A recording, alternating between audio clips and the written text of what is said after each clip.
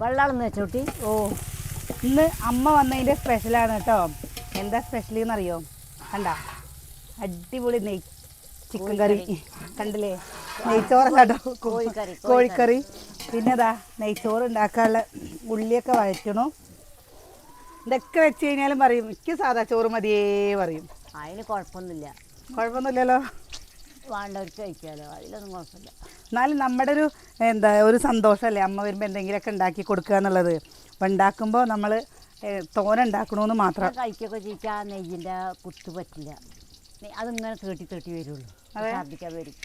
അതാണ് കുഴപ്പമില്ല, വേറൊന്നുമല്ല. നെയ്ച്ചോറ് തിന്നണേനല്ല, പിന്നെ അത് കുറച്ച് കഴിഞ്ഞ് അങ്ങനെ തൂത്തും. ഞാൻ എവിടെ നിന്നും തിന്നില്ല, മലയാളിമാരൊന്നും തിന്നില്ല.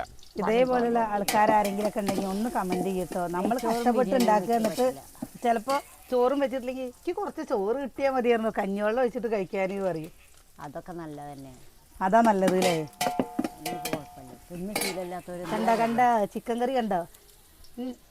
കോഴിക്കറി. കോഴിക്കറി